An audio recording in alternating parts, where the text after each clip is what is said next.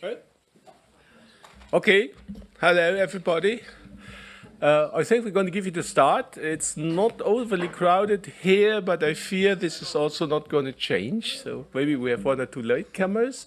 But we also have a very packed session here on traffic regulations and UVAR. And I think what we've learned already today is that that is absolutely a broad topic. And this is why I have to rush a little bit, because we have so many presentations here. We tried to cover as much as possible. We could have gone much further. There is Matthias Unbehauen over there. We could have asked the TISA presentation of the traffic regulation work.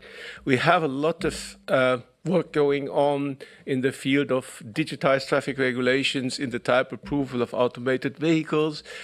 This is such a growing topic at the moment. And what we tried to do, when we started, I had the idea to show you our DataX model, which more or less Jörg did for those who were here this morning a little bit.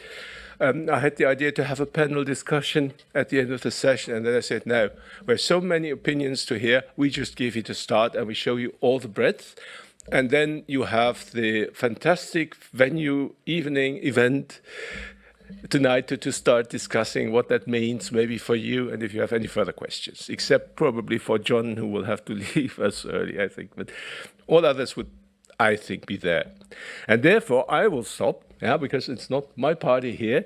I would just explain slightly what the idea was of the sequence. We start with something that is really, really important, and I think not necessarily everybody knows yet, and that is international standardization work on traffic regulations. The management of traffic regulations, which means it is a much wider thing than just our little data standard. So that is something which John will tell you immediately. And then we have Kjersti from Norway talking about the same thing, about how that is received by Norwegian Public Road Administration and turned into a big and interesting project. And then John is going to come back, because then we go a little bit back to traditional handling of traffic. What is traditional handling is not the case. It's the handling of traditional traffic regulations in a totally new digitized way. There's a very interesting project running in the UK, and he's going to report about that. And then we switch away from, let's say, general purpose traffic regulations to something which has become a real hot topic in the last years, the urban vehicle access regulations. And we have Pedro here, who was the project manager of a very interesting project. He is going to, give us insight into the project. And then we have some outcomes of that. Bart will give us a little bit of a report about what happened in the Netherlands with the results of that project, which is a service that's now available already as open data. And we have another Bart now with a T at the end to give us a little bit of a feedback of a service provider who looked at that data from the perspective of someone who would turn it into end-user services. And then we have to jump on something which is very important from the NABCOR perspective. DataX is not the only standard who's dealing with that. There is a lot of standards. We could have the CITS standards on UVARs and control zones as well. But in this case, we have Stephen Sjobbel, who's going to tell us about what is happening in NABCOR, in TNITS, related to traffic regulations, and how this is going to be turned into a cooperation with DataX. That's the program for now, and I will shut up and I give the floor to John. It's a good start. Okay, I'm going to do a fairly quick, and quicker than I'd expected, tour through, and I need to just check I've got the buttons in the right order. So I'm going to talk to you about METR, which is the Management of Electronic Traffic Regulations, a general phrase. All of the presentations you will see will argue the same basic need, which is we're moving to digital, we're moving to smart cities and more integrated services. We need common digital services available, providing data to connected vehicles, providing data to automated vehicles or automation, and providing digital equivalents to what we have at the moment. So in the UK, what we have at the moment, as I'll talk about in a few minutes, are actually paper pieces of legislation, and turning that into a digital equivalent that has the same force in law as the piece of paper.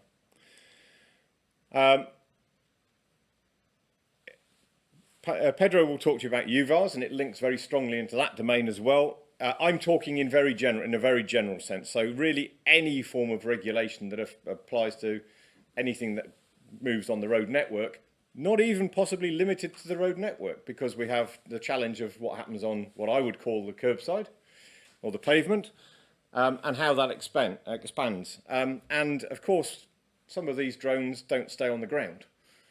Yeah, some of the things we have to deal with they may be at low level, but not on the ground. So that comes into scope as well. One of the interesting challenges, which I know road authorities keep looking at, is when can I take away all of these expensive signs that I have to keep putting back in place and maintaining? When will that happen? If we were entirely digital, we don't need these things. Probably not in my lifetime, but it's an interesting aspiration.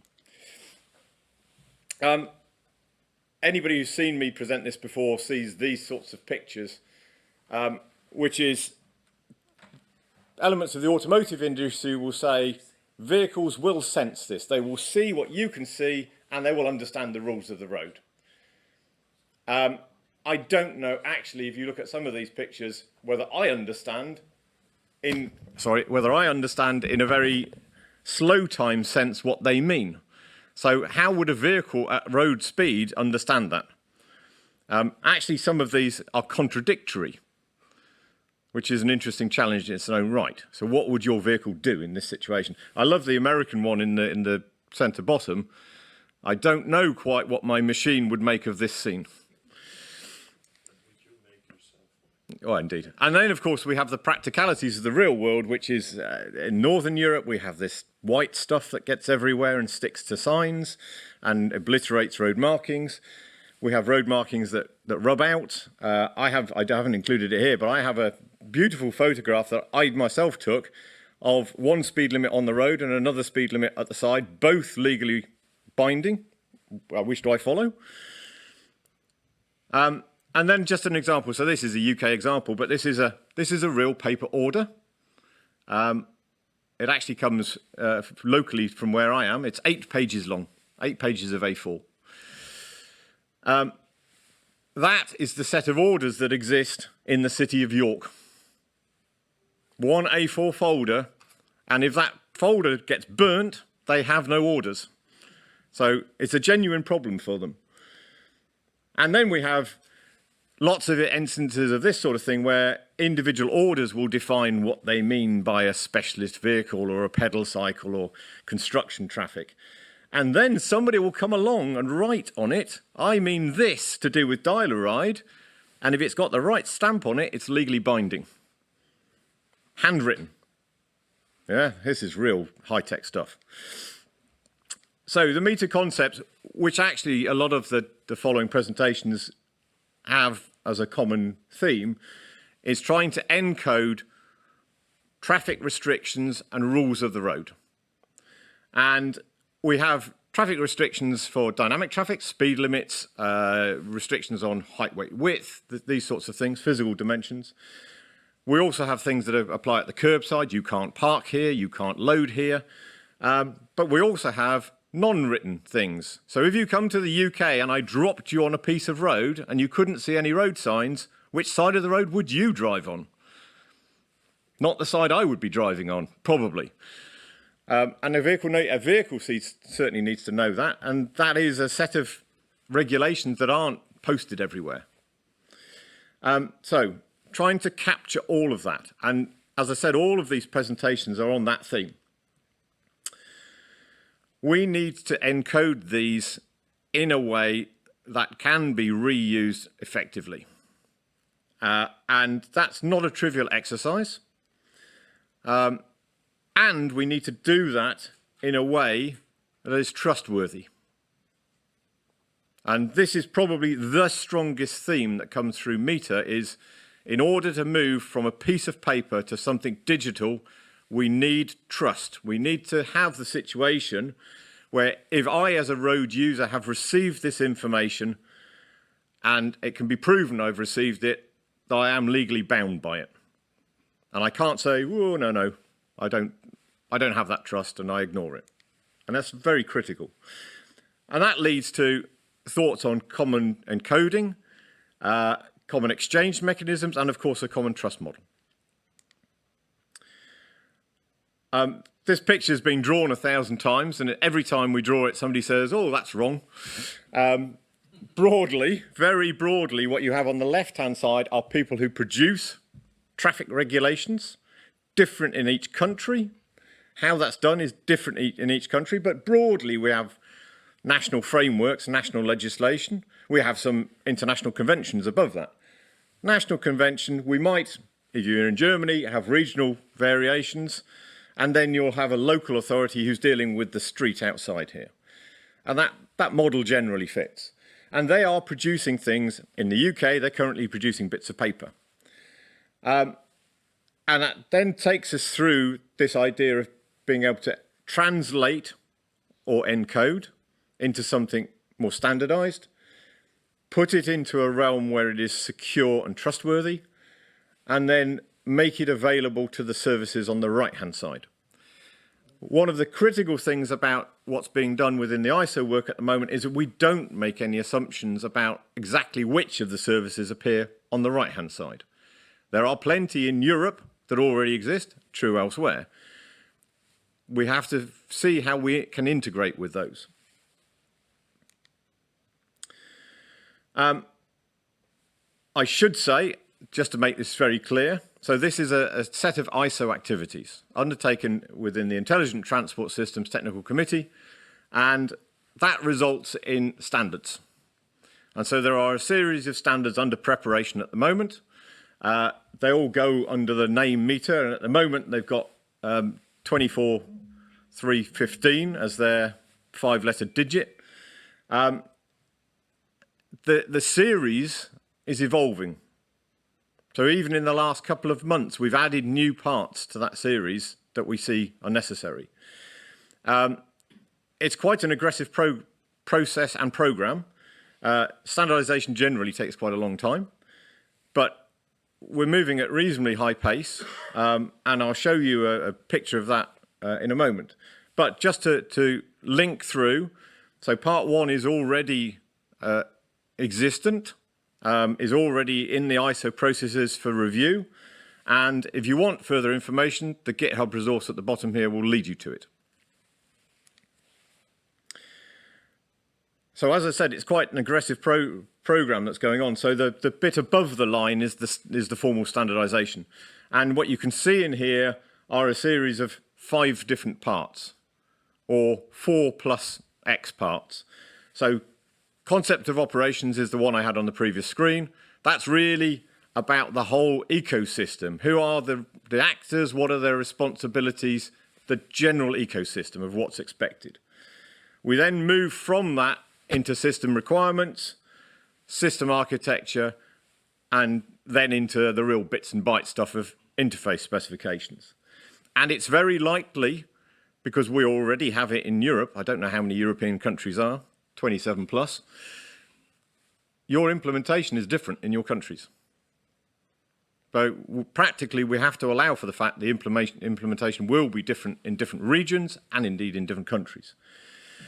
The bit below the line is a guideline for road authorities and implementers that says this is the sort of things you should be looking to think about in that time frame. So by 2025, there should be a full-blown set of ISO standards to meet this need. How does that integrate with some of the other things you'll hear? I would argue that the DATEX specifications and indeed the UVAR activities really fit into the interface specification area of this overall picture. But we don't have very good collaboration, I'll be honest.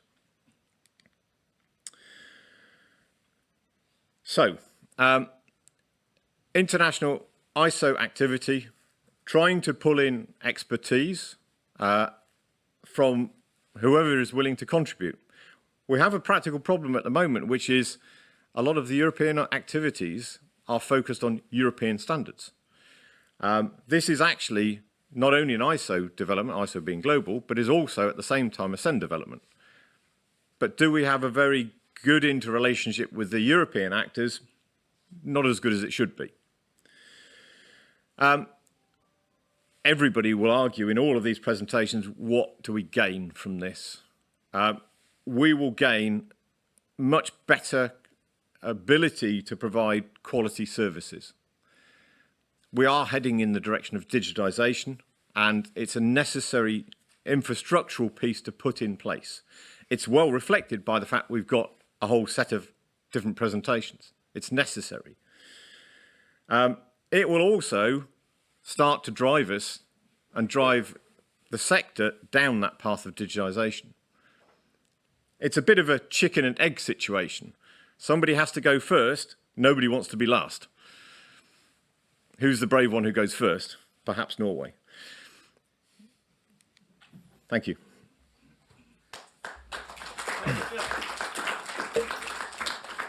Are there any questions? We don't have so much time, but I would really like to ask for people if there's any direct response, statement, or questions now. Matthias. Is the focus of METR on static, or does it also include dynamic? All of it. All of it. Okay. For your information, we had a discussion in the Change Management Board of DECIS, and we decided there is no difference between static or dynamic. Traffic regulation is has to be always in time on the right location, because it doesn't matter for the end user whether it's a static situation or a dynamic activation. If I can add one point of detail which tries to address that. I haven't gone into showing the detail of models and things like that intentionally because the time is not available. It recognises within the meter concept, it recognises that we may have a piece of legislation that says, I have the ability on this piece of road to have a variable speed limit. The piece of legislation, of course, does not tell you what the variable speed limit is now. And you need supplementary data from a trusted source that says, here is what it is now. And you need to combine the two. Good example. Yeah? Very good. Okay. I have a question about this process, the overall picture for the 2017 finalization is shared by Europe. In which sense is it? I see the work item as an ISO, if I understand. Yeah. And which is the commitment to have implemented this in Europe?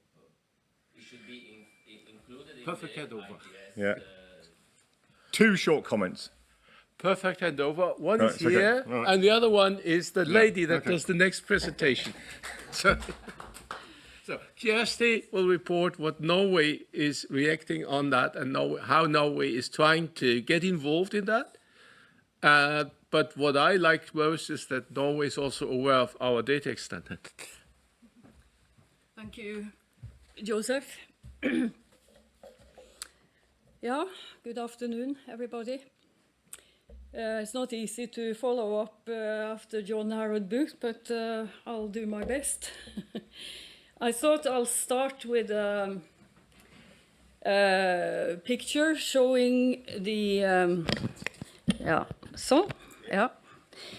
showing a picture showing the overall goal and specific targets or focus areas of the Norwegian National Transport Plan for 2022 to 33.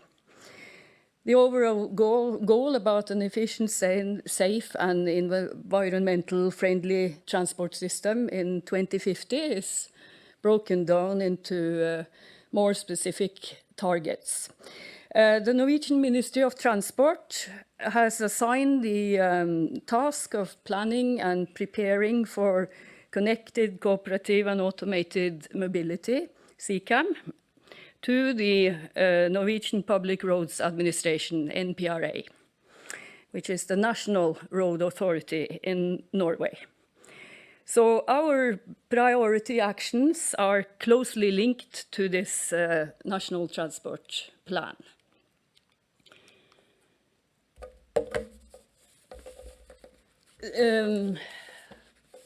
Digitalization, that's the key to future transport. I think we all agree on that.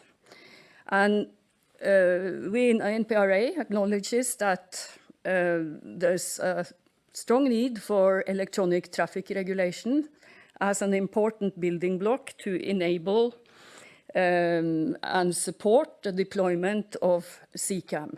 So METR is a prioritized action in NPRA. It's anchored all the way to the top of our organization. And it's very clearly linked with the goals and focus areas of the National Transport Plan. So what are we actually doing in Norway? The work on METR is organized as a project. We started in 2022, this year, and we plan to run this first phase now until the end of 2028. And the goal of this first phase is to end up with a description and implementation plan for a METR concept covering the public road network in Norway, harmonized with EC regulations and international standardization work. The concept comprises a trusted value network from authentic authorities to end users and the implementation of a METR operations and management organization. And after this phase is over, then it's time for wide-scale development and deployment. This is almost like the value chain John was showing, but it's the same boxes really, trying to show a simplified model of the main processes in METR, where we have the different levels of road authorities on the left-hand side, feeding their road and traffic-related laws and regulations into a future METR system, which is then going through the process of validation.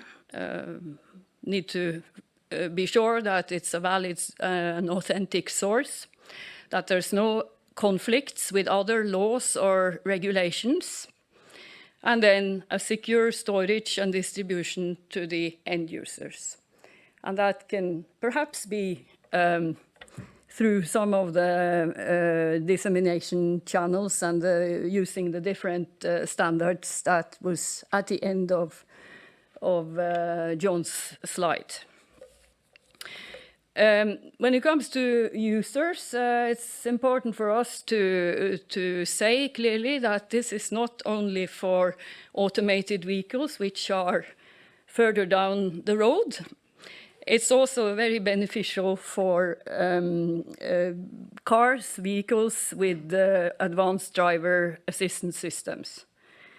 And that can be related to what John just said about how can these vehicles interpret traffic signs along the roads.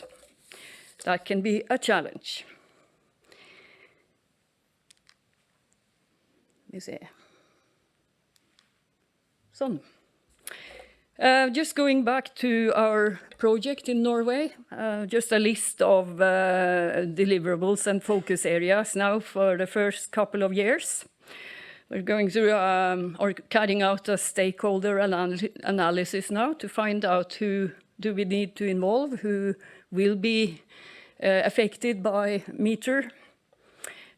We work continuously together with ISO Working Group 19 on the system architecture for METR operational concepts. We focus on outreach activities, both within our organization, NPRA, and to external stakeholders.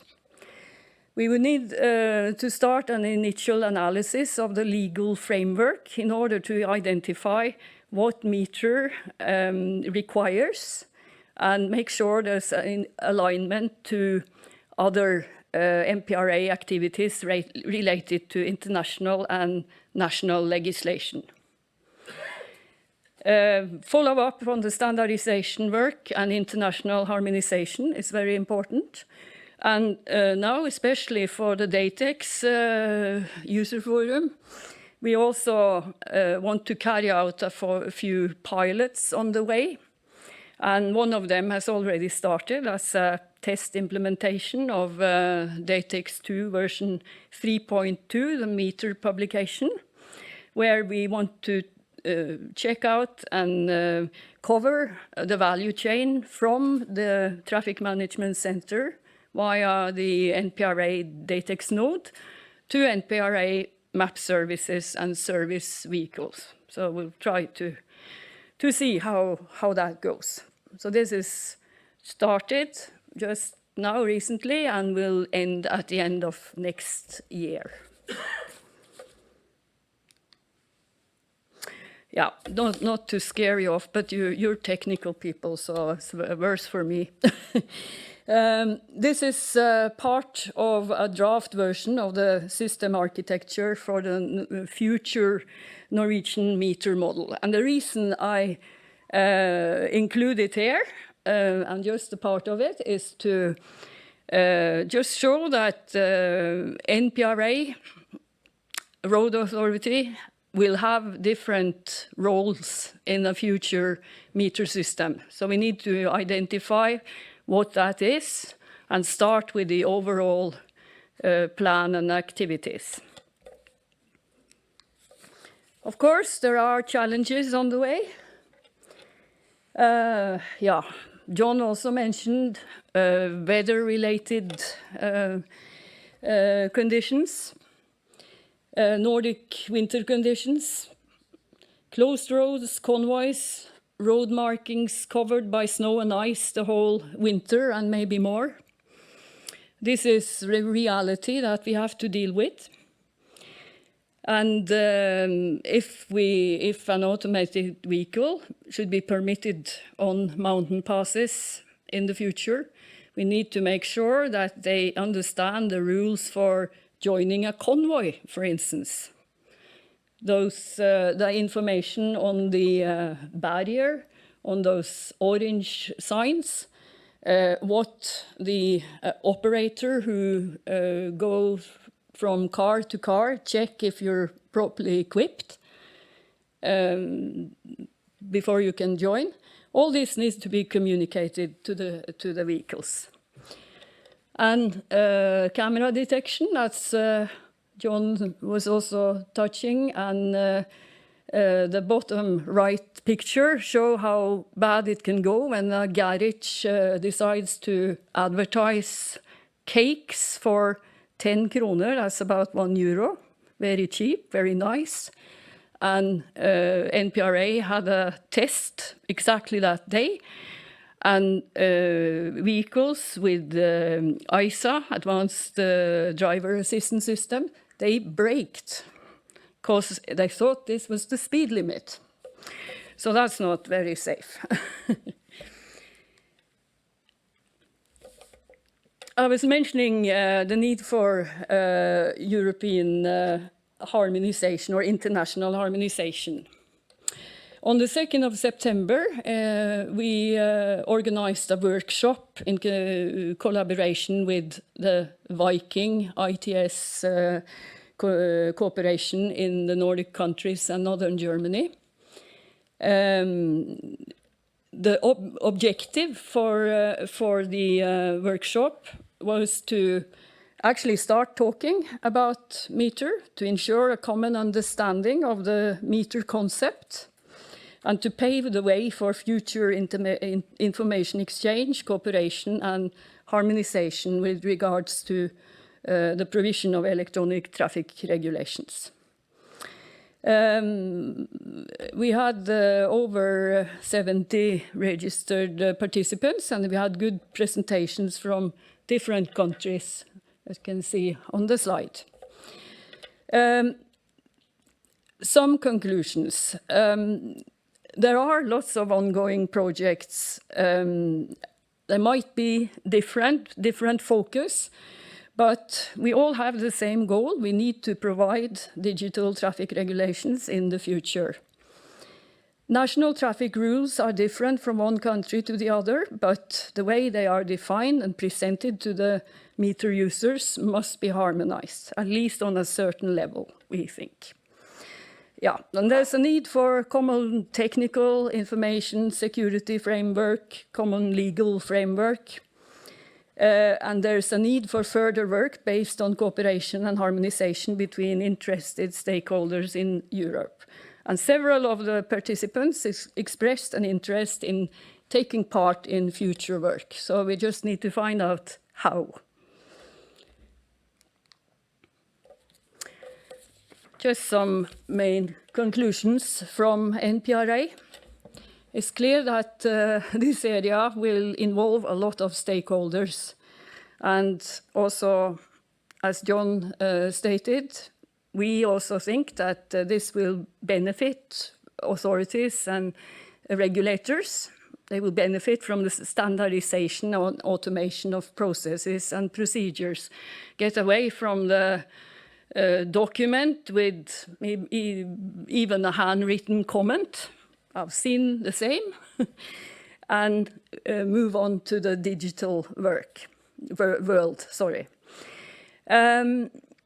We also think that in the long run, not tomorrow, but in the long run, METR will lead to a reduction in the need for adaptation and use of physical signs, traffic lights, road markings, etc., which then will lead to cost savings for the authorities. We can't do this alone. We need to cooperate. We need standardization. We need to speak to each other. This work needs high attention in the years to come. The future is just down the road, so we need to get ready. Thank you very much.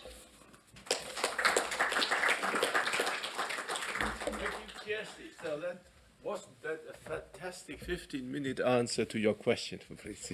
I'm so convinced about the answer about the European I want to add an observation, and we need to talk about that.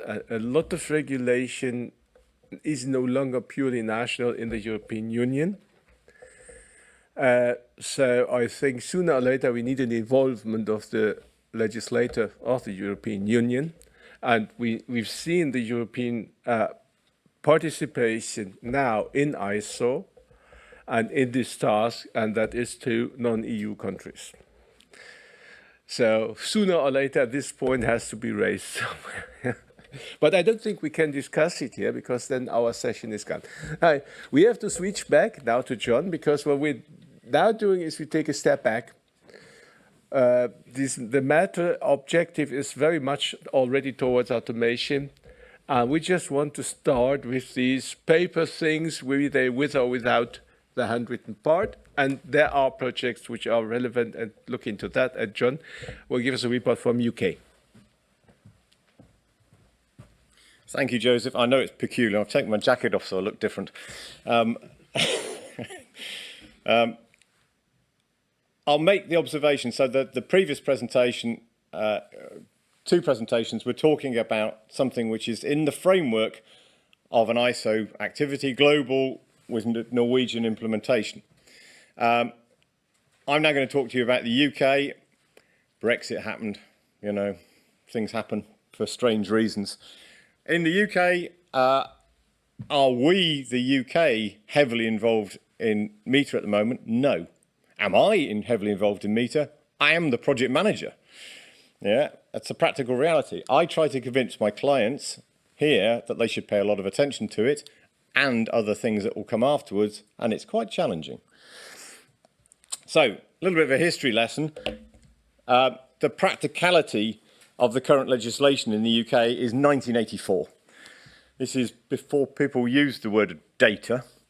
The way our traffic regulations are defined is against this piece of legislation. It's all about the expeditious movement of traffic on the network. It's done by the local authority. They have to go through a multi-stage process to do that. There is no standardized data that results from that. We do have very good legislation that is updated on a regular basis. So we have the TSRGD, which is a highlighted thing in there, which is our manual for where you can put signs and lines on the network. So if you drive around the UK network, it all feels very similar because of that. But the underpinning legislation done by each authority can be quite different. So 1984 legislation has no mention of data at all. DFT, the Department of Transport, have been undertaking since 2018 a series of activities which are working in this field. They had a first activity which said, you have a problem. You are not ready for the digital world and you need to address this. And traffic regulations is one of your biggest problems. That resulted in a discovery project using the agile methodology. And that discovery project was actually led by the British Parking Association and came up with 3 interesting products. First project was a piece of user research which said, what is the state of the art now in the UK? What are the problems? What are the potential ways we could move forward? Second part was a user guide that was freely available to all authorities, local authorities, that said, this is what you can already do under the current legislation, because a lot of them don't know it. And then the third part was a data model. And of course, I'm interested in the third part, and I helped write the third part.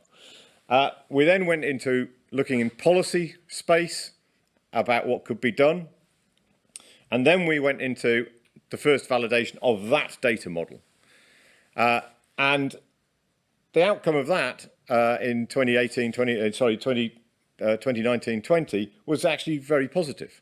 8 local authorities with their software suppliers, and it worked. Yeah, it worked. As a first trial pilot implementation, it worked. Very good response. Just to pick up the ears of Stefan, if he's in the room. He's in the room. That model was built on TRO-ITS. The first model was built on TRO-ITS. We then went into, again following the agile methodology, went into an alpha project, and the contractor who did the alpha project came back at the problem space again, revolutionary thoughts, completely ripped up the existing data model, produced another one.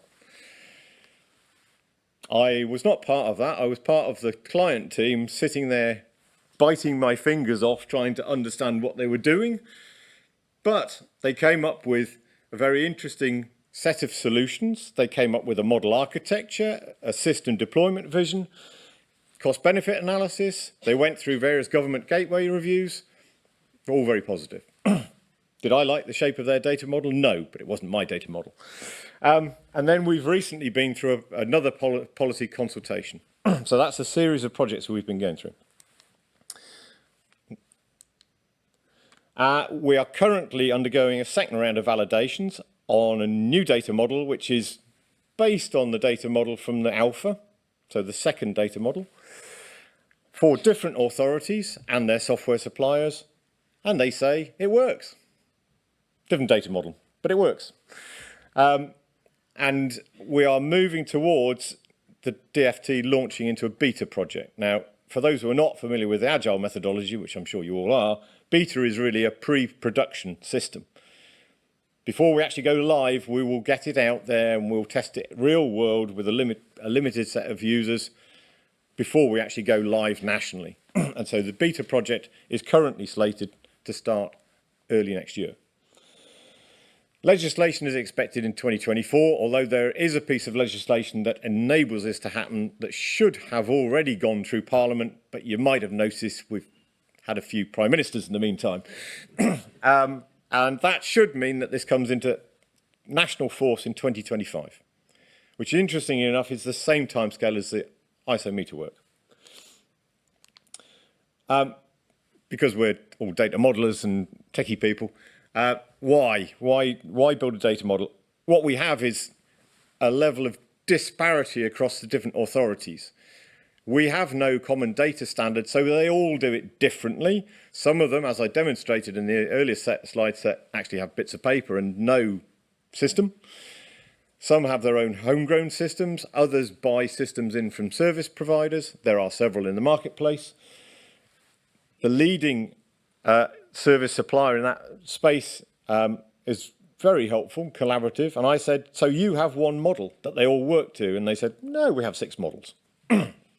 Yeah, so it's a bit of a challenge in that respect. The TRO data, traffic regulation order data, is not available. We spoke to Tom here and others, and we said, what do you know of this data? And a broad brush answer was, a third of the things we can see as proposals for future changes. We can see them, they get posted in local newspapers, on the internet, etc. A third of them we know have actually happened. Not the same third, another third. And another third we have no idea. We never know about them. They happen and we discover them because somebody reports it or we send a survey vehicle down the road. That's a real problem. So trying to drive that towards a more common way of doing things. It's worth mentioning the Alpha project, and I slated it a little bit in my earlier statement. So the contractors from that did produce a lot of very good content, a very convincing business case, architectural model, system deployment model, options of that, and came up and said, this is why we should do it. And the critical thing about the model that's preferred is it doesn't break the existing marketplace of service providers. They can still do what they do at the moment. It won't kill their business. They would simply provide their data into the middle, which doesn't happen at the moment.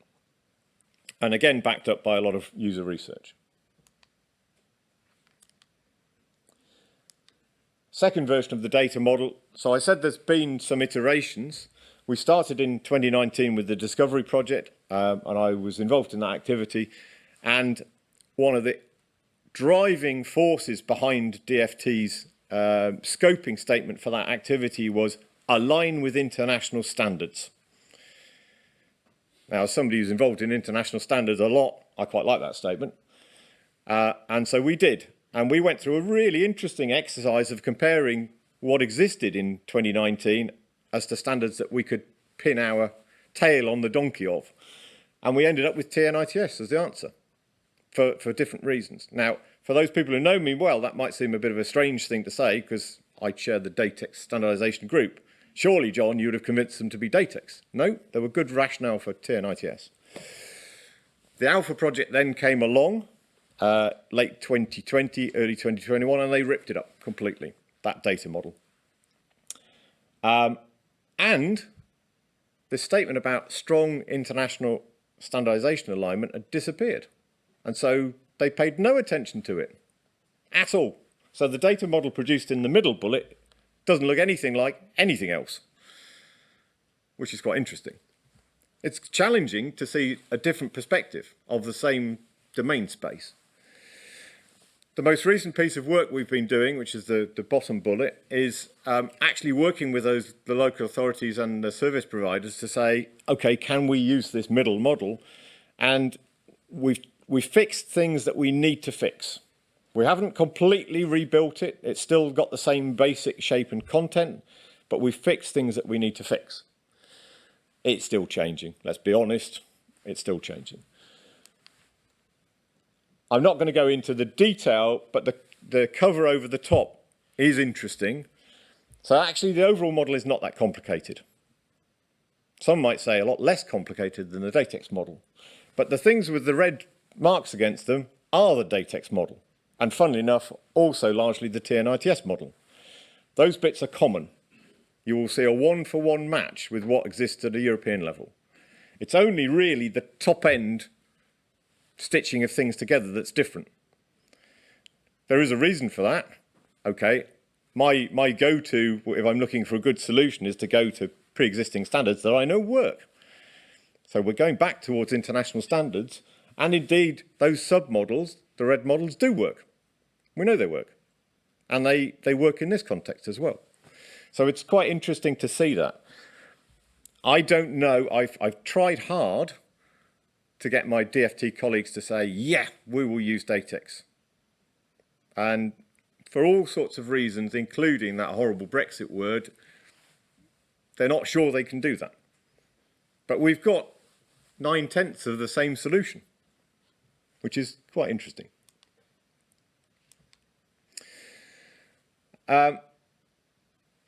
it's really trying to do what Joseph said, which is we have a largely paper-oriented analog system at the moment, and putting in a solution that will achieve 99+% coverage of those sorts of regulations in a relatively short timescale. I think DFT would prefer it to be before 2025, and that will enable those records to be digitised, centrally held, commonly shared as open data.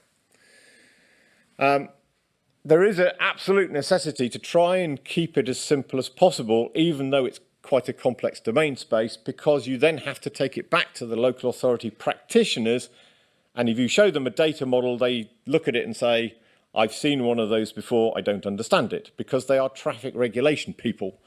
And you need to have that conversation in such a way that you don't lose them in the first conversation. So it needs to be relatively simple.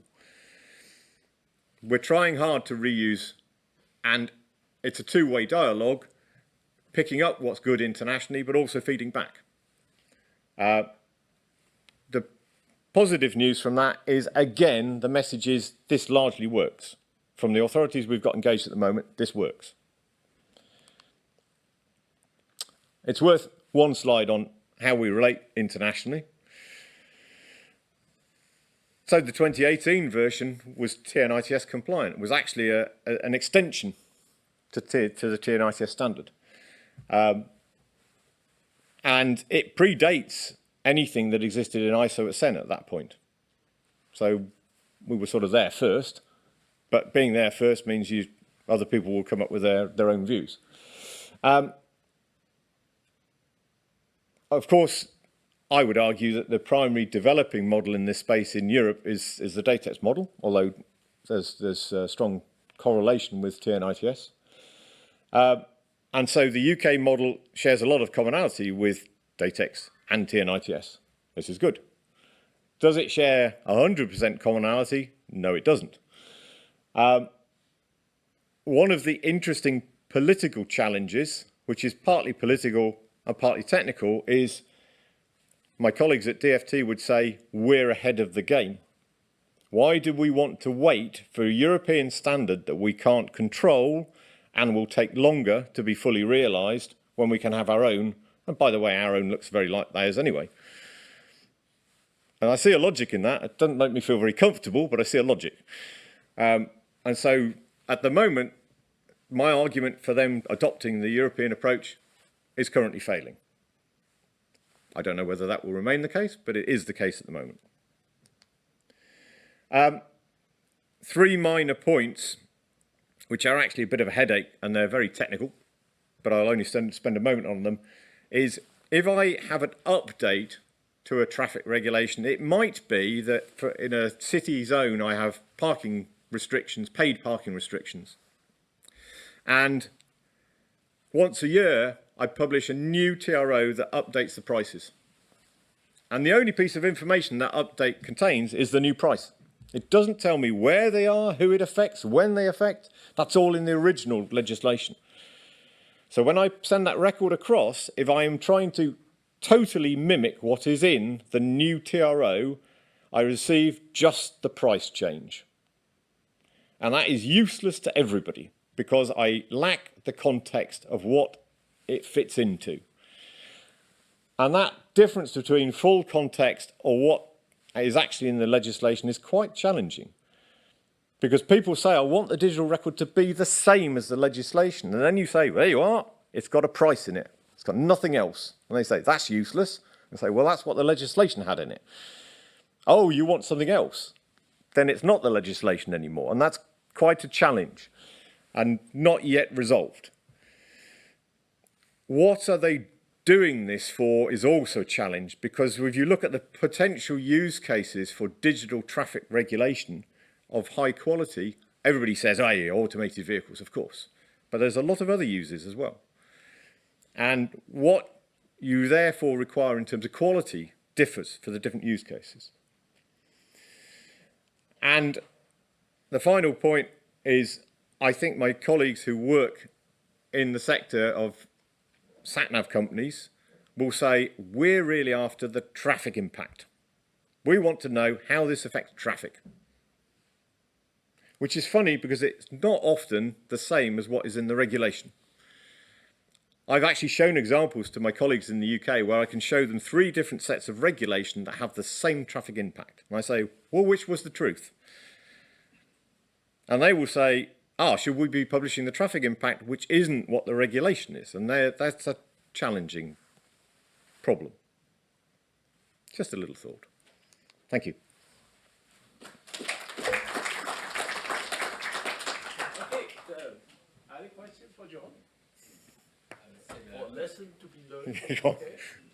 I'm curious about, is there any idea of a standardization process in UK for BSI? Or if this is just a system and then let's see how it will evolve? I've done several seminars recently in the UK where I've spoken about standards to engineers, highway engineers, and of course I do a lot of work through BSI, and then people say, yeah, but what about these governmental standards that we have? And actually the governmental standards produced by the Department for Transport or Highways England, National Highways, are actually more significant to the practical operation than the BSI standards. Because they are mandatory, whereas BSI standards are not mandatory. I see. There is other standard organization. I'm sure it's true in every country. There's a mix of what you would understand as a standard. Some are BSI, ISO, CEN, and others come from a different world. I see. It's very, very complicated. It's very complicated, but I'm sure it's actually replicated in every country. I'm certain of that. Very good. And then I would just make a comment, because you sparked something, you stimulated an idea. We do have in DATEX too a concept of a delta publication. Yeah. We've always used that for entirely different purposes and reasons so far, but I will have a thought on that in the light of part 11. So that's very good. Thank you very much, John. And now we go to this fantastic and famous topic called urban vehicle access regulations. So if you thought these things that John and Jess you were referring to are complicated, you are wrong. And Pedro will now tell you what the world of the really complicated regulations is and what a project that the EC has funded has generated out of it. So, Pedro. Thank you so much. Pleasure to be here. People who know me. I'm no expert in DATEX. I leave that to you guys, but I'm always honored to come and be able to present something about what we are doing related to DATEX. So UVAR stands for Urban Vehicle Access Regulations. This is a project that was, which the call came out in late 2019. We had a big consortium of partners that you see below coming up together to respond to this call. And this project ran through COVID throughout 2 years without us ever meeting physically ever. The Commission finds this project, I think, a big success. My CEO finds it a financial disaster. I'll try to explain why. I think we've covered more or less in the previous presentations some of the approaches that John and Christian have already presented.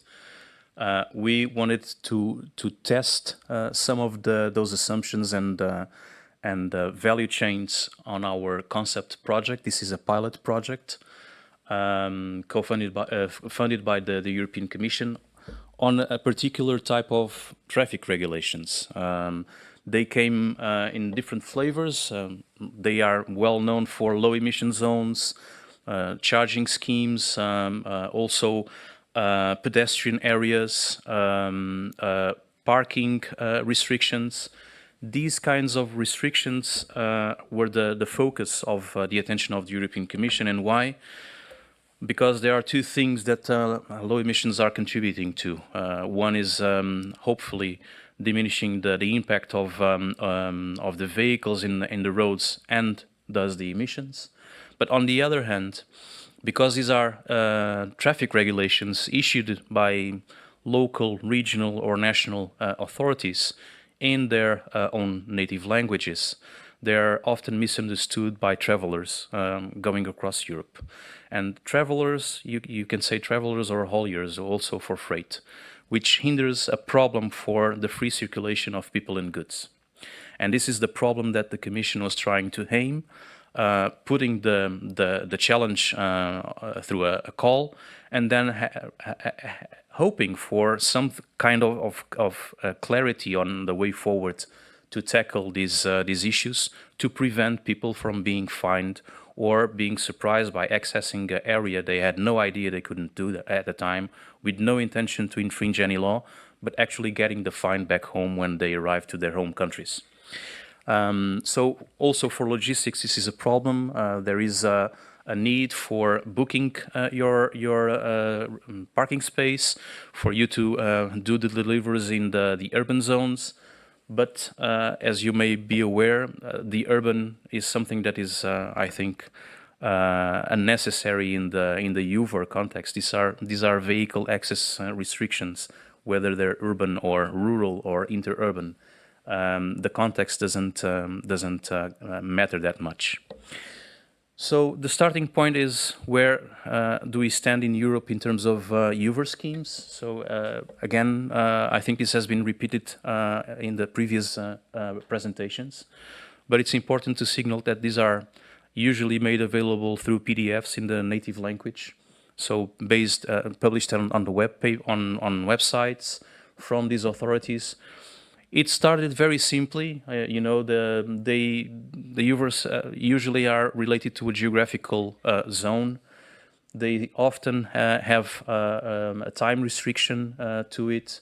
They are targeting specific types of vehicles, and often they come with a price tag. So our approach to the project was trying to harmonize with the data model and based on DATEX, two outputs that were requested by the Commission. One, a harmonized profile on DATEX for UVAR schemes that would be completely digital and machine-readable formats based on DATEX 2, so that it could be exported to and presented to the NAPs across Europe.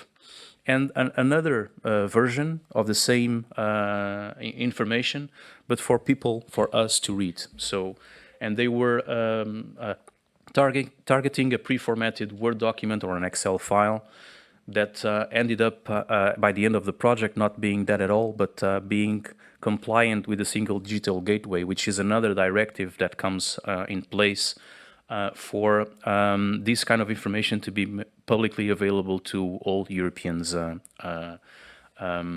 using our road infrastructure. So this was what we were targeting to reach, and we had to deliver some tools, and that's the point of the branding of the project, a toolbox. What does the toolbox contain? It contains a data model. As I said, this was the first artifact that was produced. But because we are targeting cities, and validation is something that came also quite strikingly in the previous presentations, the validation of these digital regulations need to be validated first by the public authority. How do you ensure this? Because lack of resources in public authorities are well known. There are no competencies on data access, no competencies on digitalization. Often it is the case that the people dealing with IT never speaks with the people dealing with the traffic regulations issuing. So you have to bring them together, explain them about DATEX and ITS directive, and in 5 minutes everyone is lost. And we had to do this for 500 cities in Europe. We ended up with a project having digitized, validated by their local authorities across 500 cities in Europe, the digital machine-readable formats using the DATEX model. How? Because on top of this project, we had to also develop another artifact that would simplify the life of those issuing the rules. So user-friendly web tool, which you see here, a first sketch of how this could look like. So based on the data model, what we then developed was a web-based tool with the same fields that derive from the data model itself, that someone in the city needs to fill in according to the characteristics and the type of UVAR scheme that they want to inform road users about. Please be aware that this is also information pre-trip, but it can also be on-trip information. So the outputs of the project, so the digital version of the UVAR schemes, if they end up in the national access points, they are obviously, hopefully, going to be reused by service providers. So we had several service providers along the way with us to help us understand and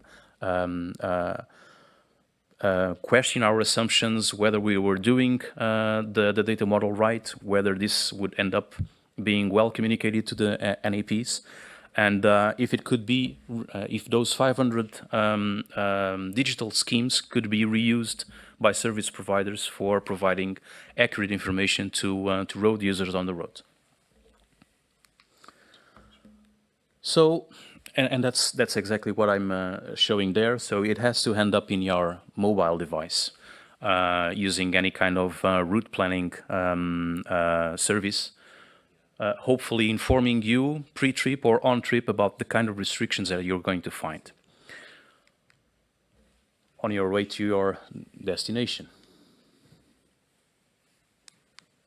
Okay, so how did we organize ourselves in terms of the consortium? We've developed 5 working packages. The first one took almost a year, and 3 of our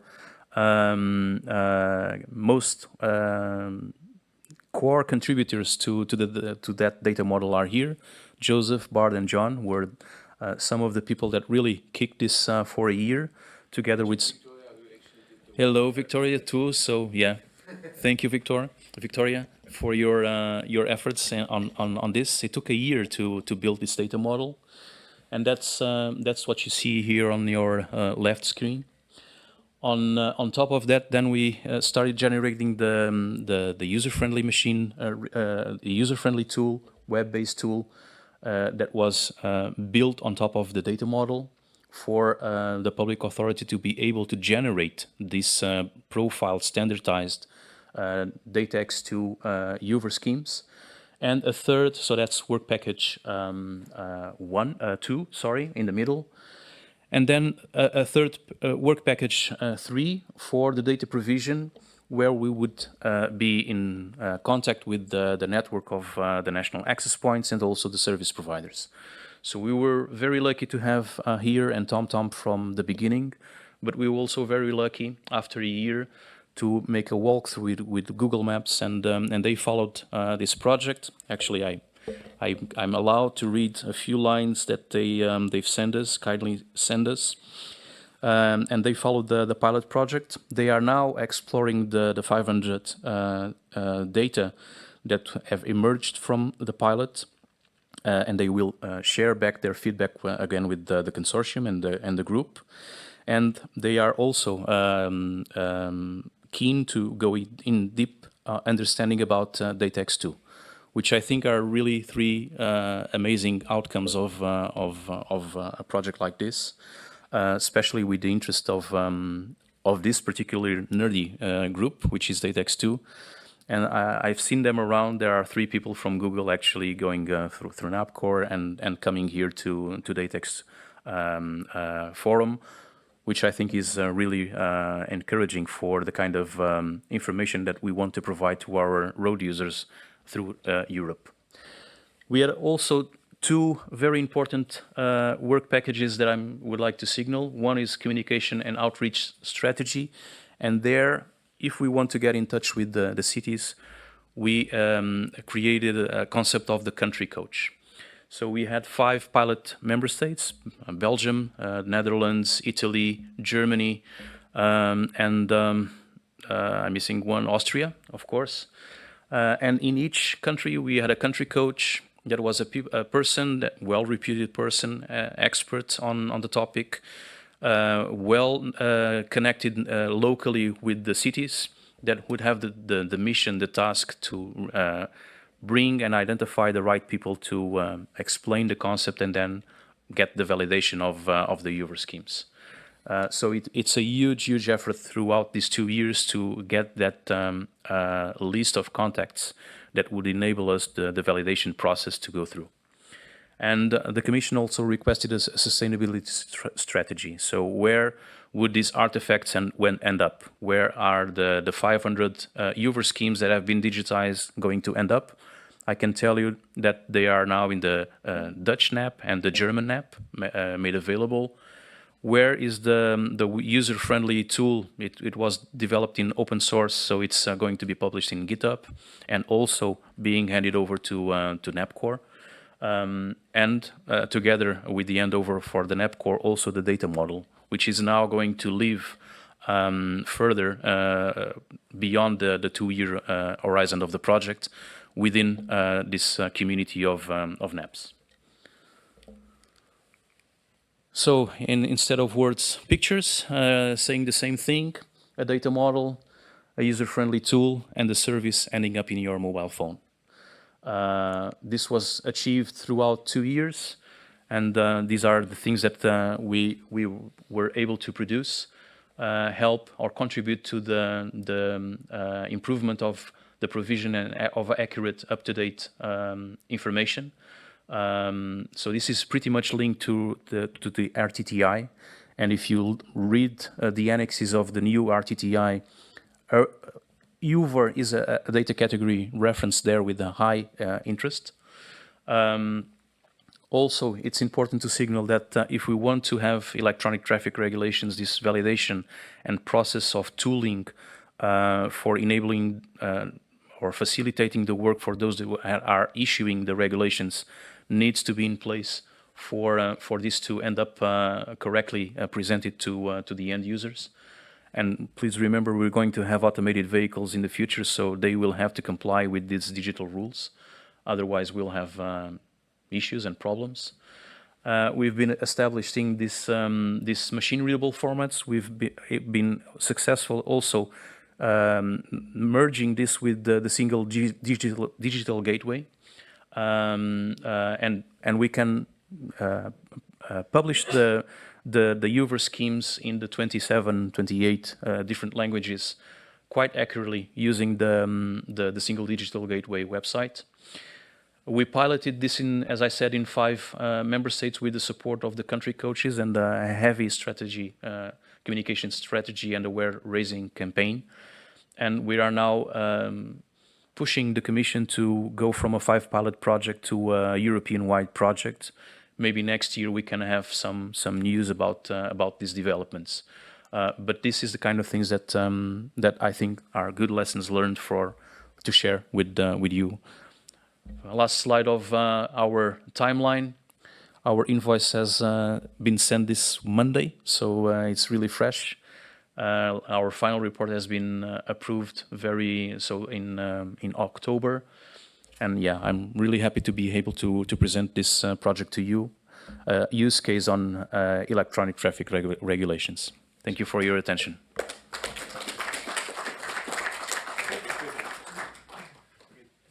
Do you have any questions from the audience for Pedro? If that is not the case, then I would make an announcement, because there was some information who fitted to each other but were not mentioned as such.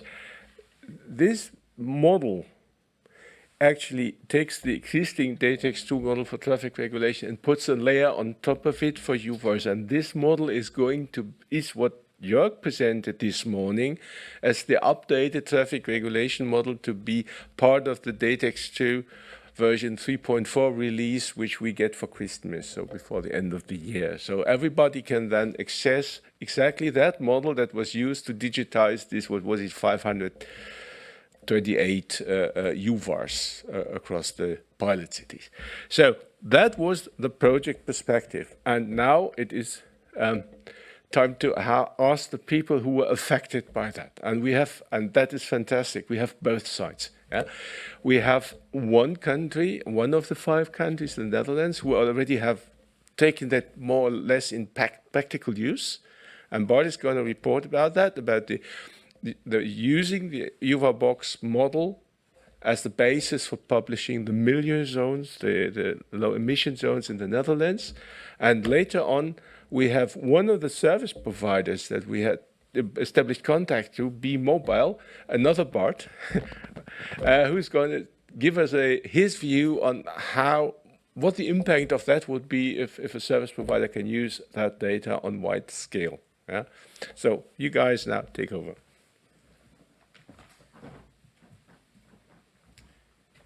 Yeah, maybe I should take off my jacket as well, then I look a bit different. Because I'm here now as representative of the Dutch National Data Portal for road. No, the National Portal for Road Traffic Data in the Netherlands, NDW, National Data Warehouse. I'm going to tell you a bit about low emission zone information in the Netherlands in the context of the UVAR Box project. But that was not the first iteration we did.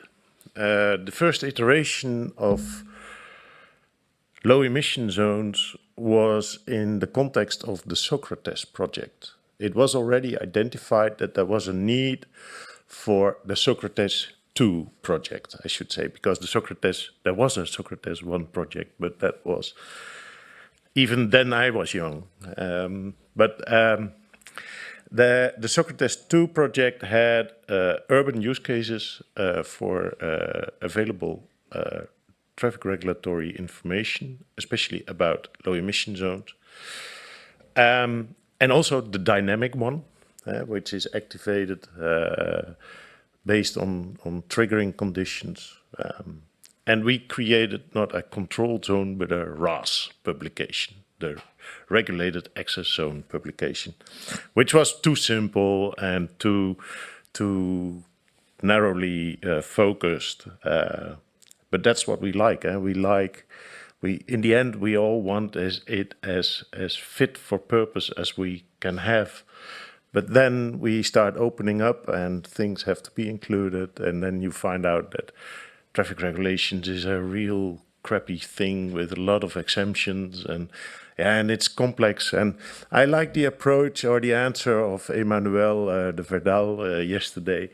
And he said, transmodal, it's not complex, it's complete.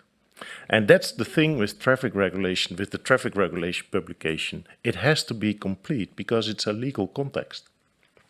And that's also my answer to some of the complaints about it. This complexity is not designed by us. It's designed by the lawmakers, by the people that we choose in parliament and in city councils and stuff like that.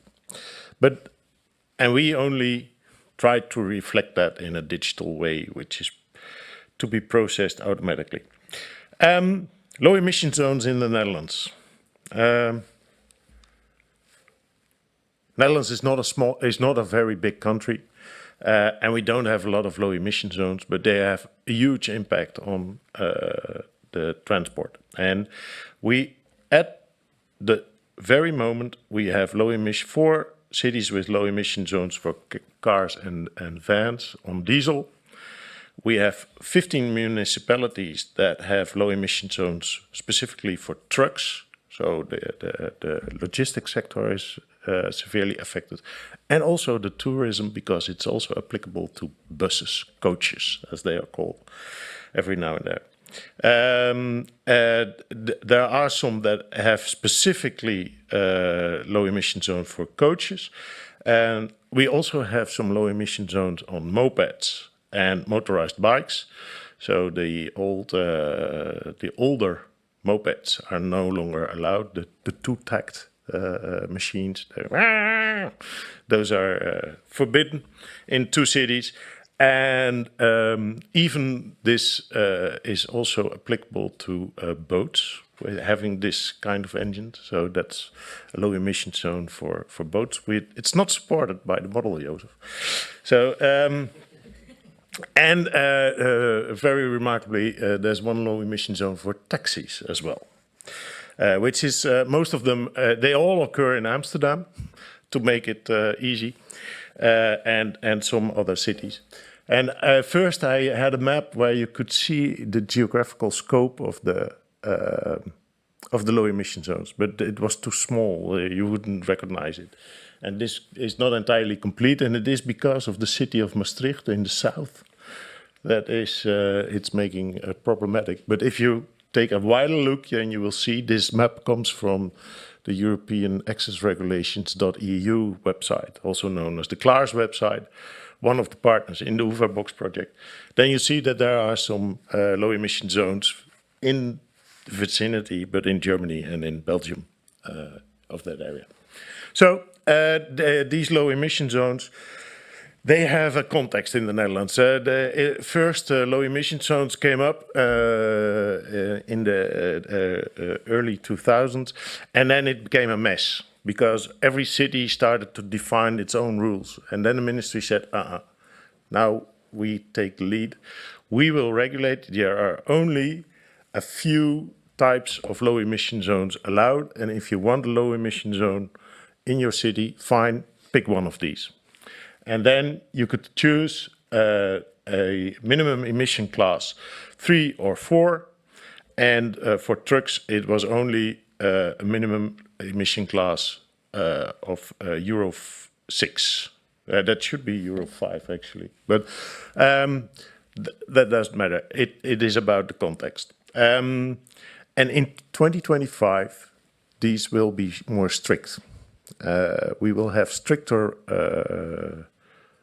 low emission zones, and even then the zero emission zones will be introduced, which means that you are only allowed to drive there with an electric vehicle, propulsed vehicle. It could be a hybrid, as long as it is in electric mode. And it is already known that at least 30 cities or municipalities will introduce such a zero emission zone in 2025. So to go into a bit more detail, what does a low emission zone look like? It states very clearly no access for diesel vehicles, except, and then the complexity starts. This is legal text. Don't blame me for this. This is legal text. Motor vehicles with at least 4 wheels designed and constructed for the carriage of passengers. Cars. Vehicles designed and constructed for the carriage of goods having a maximum mass not exceeding 3.5 tons. Vans. And should be at least emission class 4, 5 or 6. So they are allowed in the zone. Then we have the exemptions for the large ones. Well, it's a similar expressions, and that's fine. But there are additional exemptions. If your vehicle is older than 40 years, you're allowed to go in. If it is a wheelchair accessible, you're allowed to go in.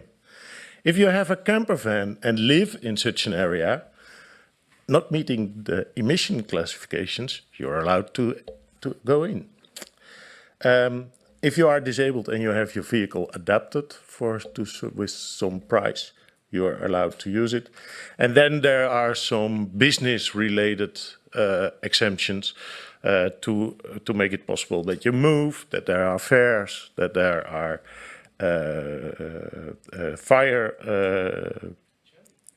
fire trucks allowed. Armored vehicles have sometimes also a reason to be in a city center, unfortunately. And all these are allowed to enter if they are not older than 13 years of age. And if you are older than 13 years of age, you have to apply for a permit. which you will get automatically, but you have to apply for it and you need to show it when asked for. Yeah. Yeah, that's a thing that goes up with a person in it to go to high, to work on higher levels. Yeah. Yeah, to grab cherries. Yeah, yeah. Yeah. But then there is the strange construct that you could have local exemptions as well. And the city of Amsterdam used that exemption possibility. They say if you buy an electric vehicle, but you cannot, you're not allowed in, but we know this takes long. So if you can show that you've purchased one, you can get an exempted permit. If you are a taxi that has a date of birth registration younger than 2009, you're allowed to go in. And that's the one I like most, there are 2 campsites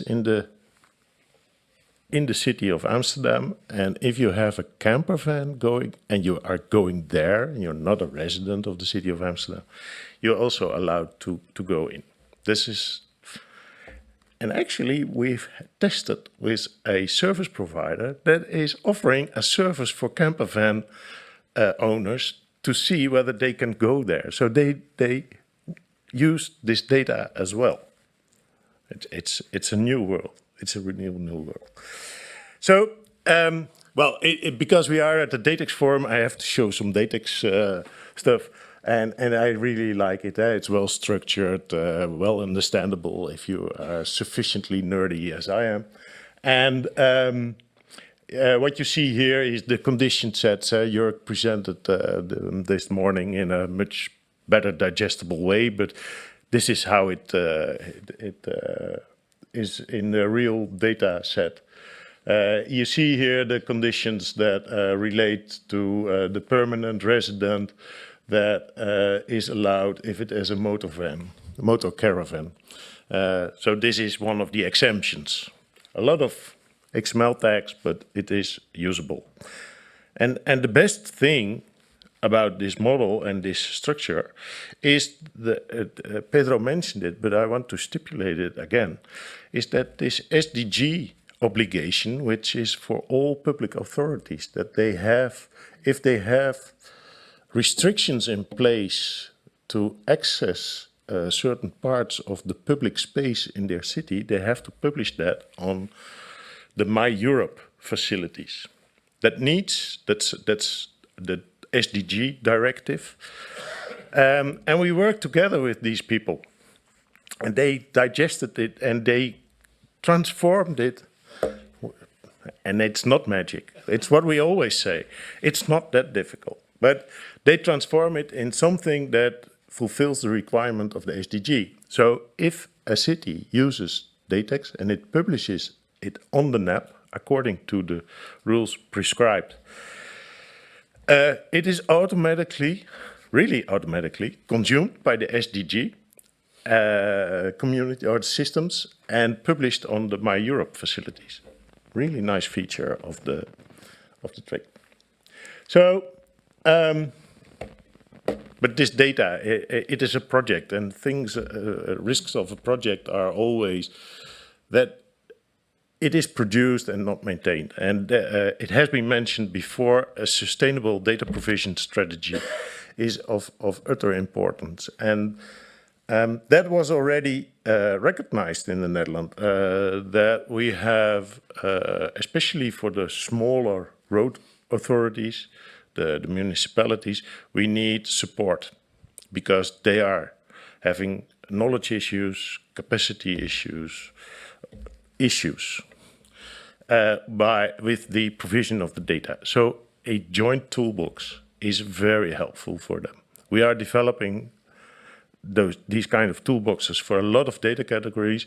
We consider to use the UVAR Box tool for this specific kind of data.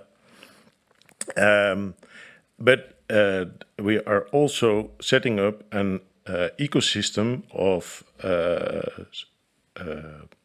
data teams, data what's the name?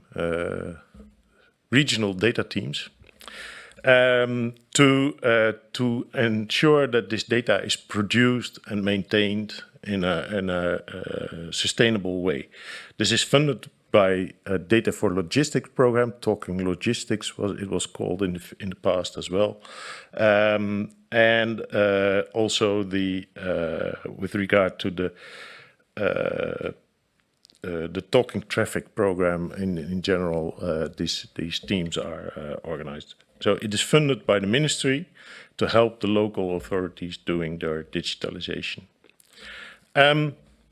Then we have two challenges now in front of us in the Netherlands. It is the inclusion of the dynamic activation of the UVARs, or the dynamic activation of the exemptions with regard to an UVAR.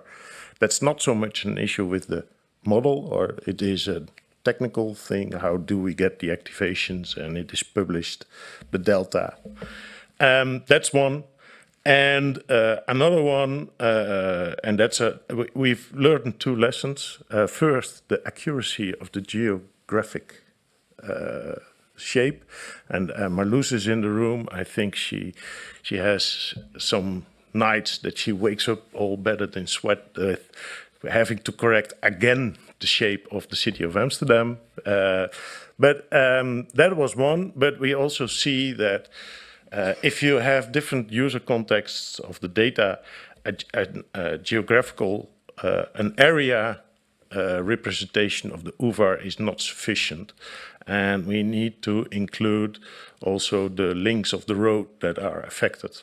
And then we look at something like the merging, or different kind of service that should be supported by the data provision, because this is a legally binding thing, and the road operator is deemed to be responsible for adequate data provision in this context. So I foresee that we will include also a list of affected links by the regulation, and then we get in the context of the TNITS-like publication mechanisms. So that's what we did in the Netherlands so far, and to give you an idea of what we are going to do in the near future with this. Thank you.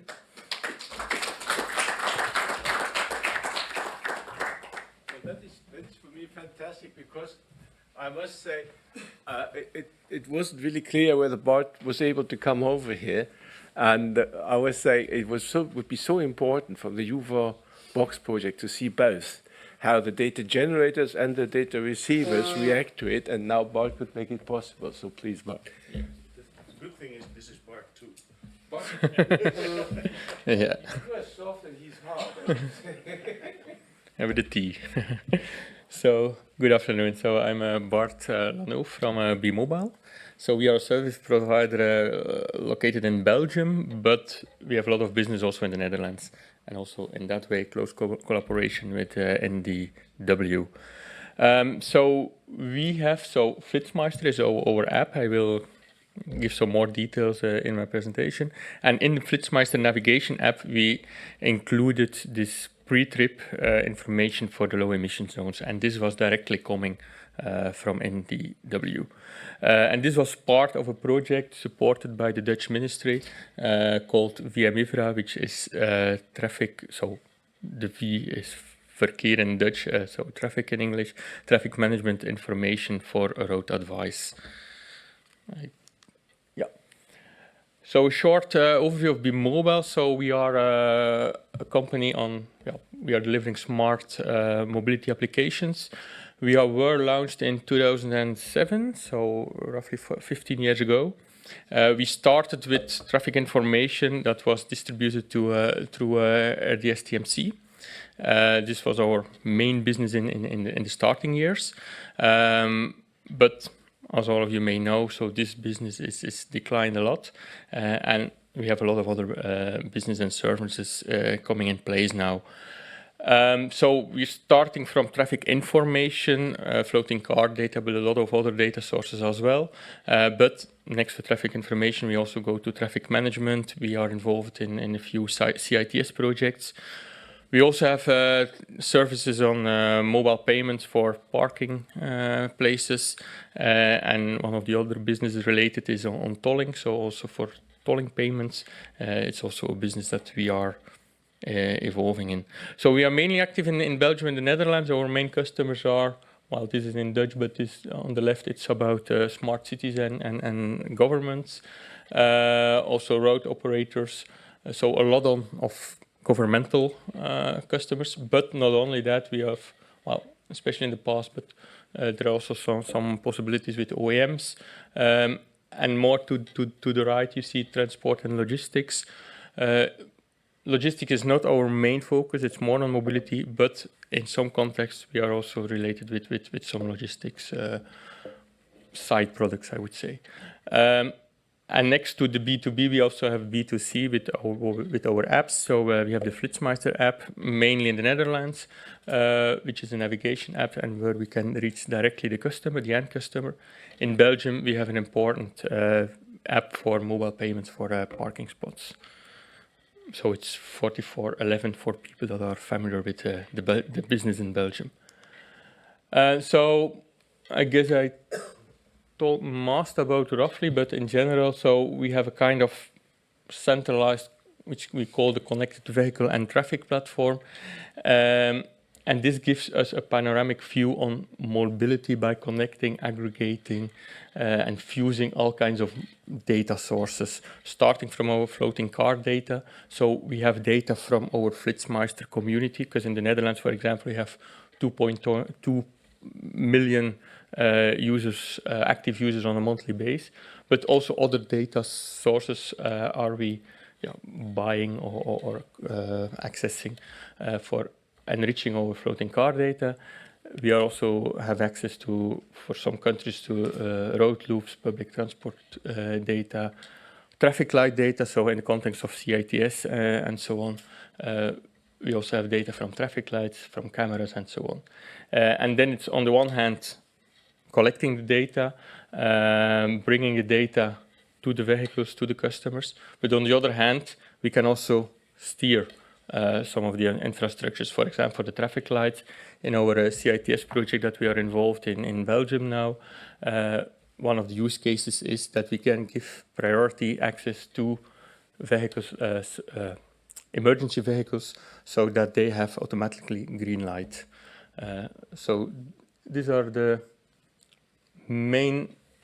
gives the main overview of the assets we have. And then, as said, we have our Flitsmeister app, which was very important and relevant here for this project now.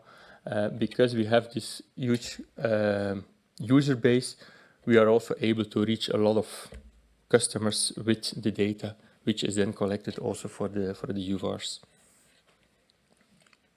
And you see on the map, so mainly used in the Netherlands, but also in some other countries. Sometimes Dutch travelers, sometimes also local users. Then low emission zones. As already said, it's part of this UVAR project. I saw in the presentation from Bart that you have already more low emission zones for trucks than listed here. So that was the original information we had. But for the cities where cars are in low emission zones, this is still 4. So I have listed here so Amsterdam, Arnhem, Den Haag and Utrecht. So these are also the ones that we are targeting today with Flitsmeister. So we only have included for cars because we don't make a difference with the Flitsmeister app. We don't make a difference between trucks or cars. So if we would include the truck low emission zones as well, then it's difficult to target the right information. On the other hand, I didn't mention it yet, but we have also a side product of Flitsmeister, which is called Truckmeister, which is specially designed for trucks. And there, in the next phase, we could also consider to include this data for trucks, for low emission zones of trucks, especially then in our Truckmeister app.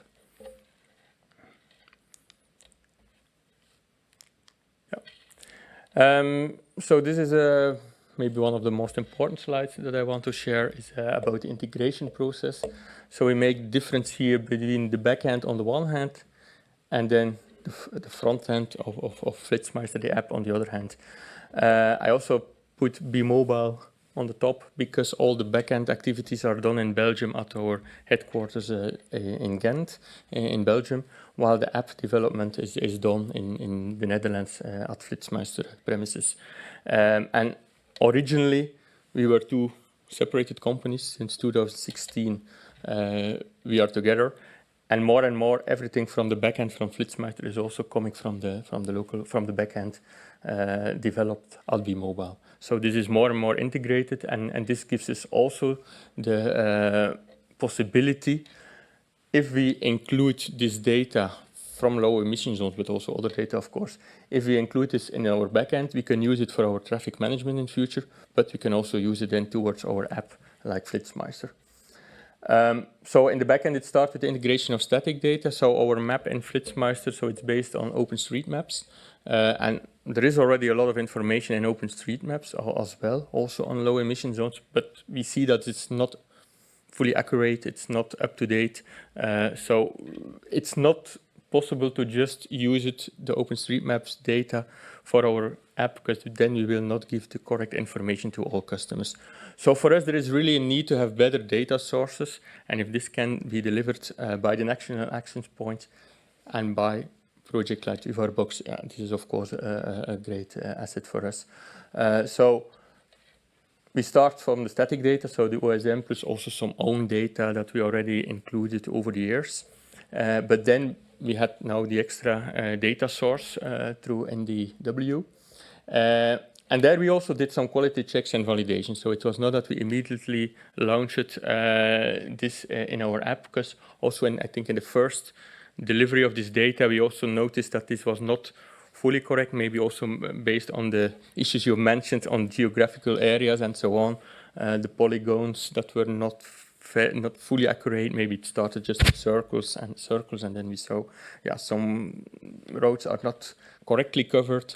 Also, we noticed, so my colleague told me, we noticed, so in one of the cities was a highway which was running through the same low emission zones, but on the highway there were other regulations. So this highway could not be part anymore of the low emission zones. Otherwise, we would provide wrong information to the customer. So we did all the quality checks, and also with some iterations with DW, we received then another update, and this was very accurate because today, so we are using this directly, so it's not anymore corrected by us. So the information that we received is used now in the Flitsmeister app.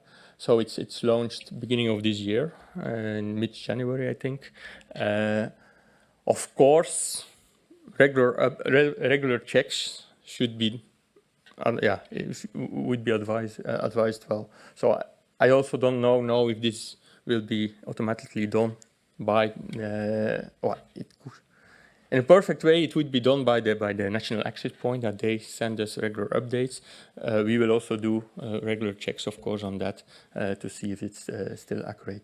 And next to that, map updates are anyway needed on a regular basis, not only for the low emission zones, but sometimes streets are changed in speed limits, in the direction of driving and so on, and access. So general map updates are anyway done on a frequent basis. So, but when we have all this information in the backend, then we can use it in our app, and then it's quite straightforward. It's today just pre-trip, in future, and it's on the roadmap as well. Will it be, also be for on-trip? But for pre-trip, if a user wants to navigate to a destination, we do a check. If the check turns out that it's in the low emission zone, immediately a message is sent, be aware you will drive to a low emission zone, or you will pass through a low emission zone. And then if we then see, so we have the results, so mid-January, this was launched in the app until, I have the information, I think it was even till yesterday. So the number of views of the number of messages that were sent. So for the 4 cities, that have these low emission zones for cars. Yeah, for some reason, on the left we have a night modus, the day modus, but this doesn't mean anything. Yeah, it was a different time of the day. But you also see here the full geographical area is depicted on the map. And then you see the destination is in that area. And then at that moment, there is a message sent that the destination is in the low emission zone.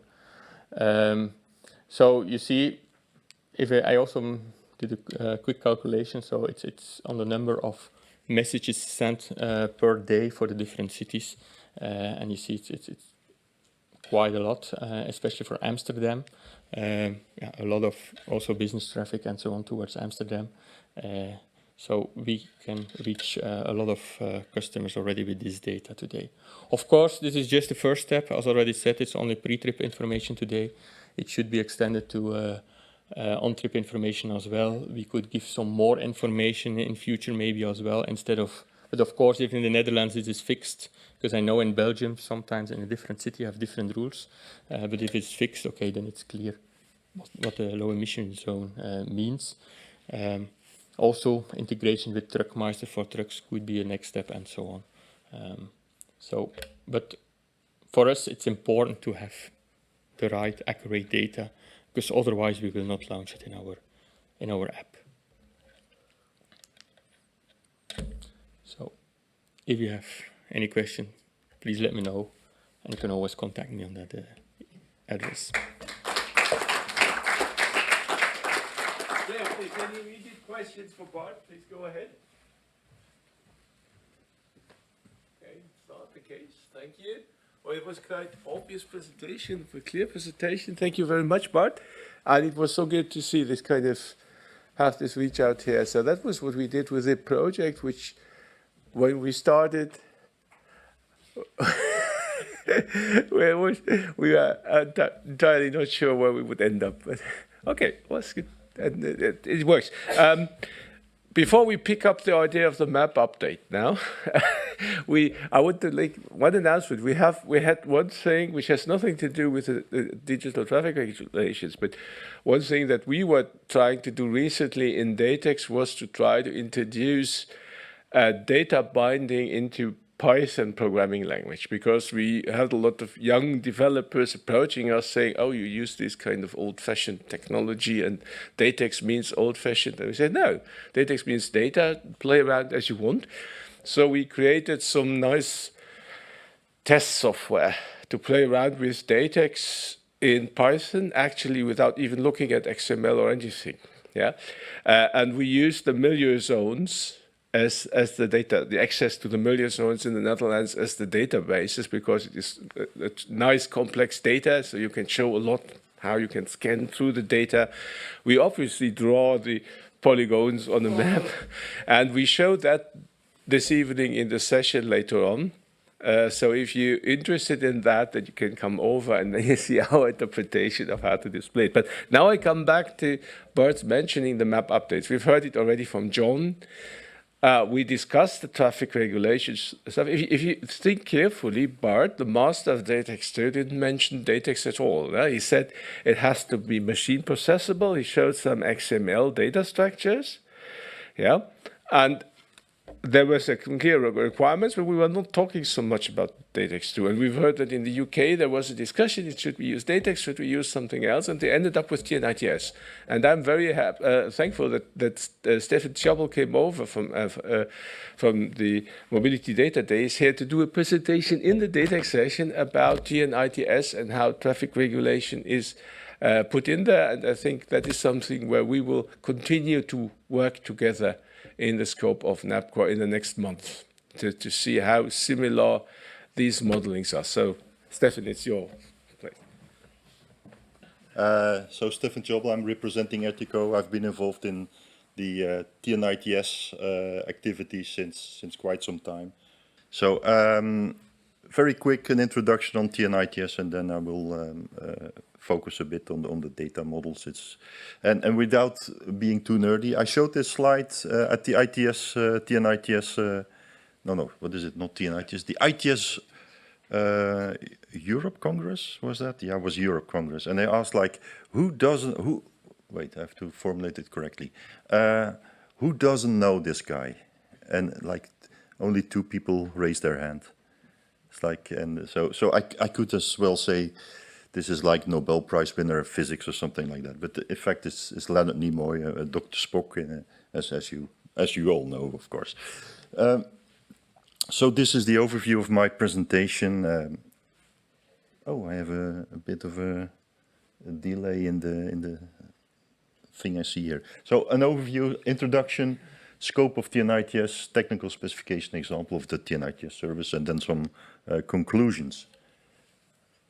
As an introduction, the focus of TNITS very much is on the maintenance of digital maps that are supporting ITS systems. Mainly from its origin, we were thinking about supporting applications that improved road safety, so ADAS, and very much specifically ISA, so Intelligent Speed Assistance. The main goal at the time was to automate the exchange of changes of road attributes between data providers, so road authorities, operators, cities, and the data users, being map providers and digital service providers. So there's a duality in TNITS. Either it's a platform by Etico that was set up in 2013, so almost 10 years ago, and I'm reminding the coordinator of this, that next year we should have some cake. And then the other part of the duality is that we have a formal technical specification that was published or released in 2018. Looking at the members on the top, it's a bit of a peculiar situation that you see that there are quite a lot of industry players. So both TomTom here, GeoJunction, which is like a Dutch mapping company, are involved. Huawei recently joined, and there's also interest from Google. As you might know, Google Cloud joined the Etico community, so there's very closeness of the, I would say, the leading map and system service providers from the world, actually. So on the bottom side, I showed the NAPCOR partners because from TNITS perspective, we want to include them in our community. They have a special membership category there, and in between, squeezed in between, are like the activities like NAPCOR and the commission, where the commission has played an important role in the development of TNITS as a platform and as a technical specification. Very quickly on the data chain, on the left-hand side, you see mostly changes of road attributes that are captured and processed by road authorities. And on the right-hand side, you see applications that are driven, enabled by digital maps. In between are the service providers and the map makers. And between the road authorities and the map makers, you have this interface called TNITS. It's a bit cryptic visual, but the vertical bar is the national access point, and that's the idea that every data, TNITS data, TNITS services are their existence is known via the national access points across Europe. In dark blue is TNITS, where it describes a data model for the exchange of changes of road data. Think about speed limits, traffic signs, and so on, that type of information. So very close to traffic regulations. You see also in the white that there's like a back and forth arrow, and that reflects that we have pioneered already quite some time ago a feedback cycle between the road authorities and the map makers. To be honest, we have more focused on the syntax of the the data that was exchanged. Like, okay, does it validate? Or there's an issue there with the information that you provide. Not really the feedback cycle that says, well, we analyzed it, and according to us, your update of speed limit 50 should actually be 30, because that's our observation. So we did not go that far. Technically, it's possible to extend the model to include that.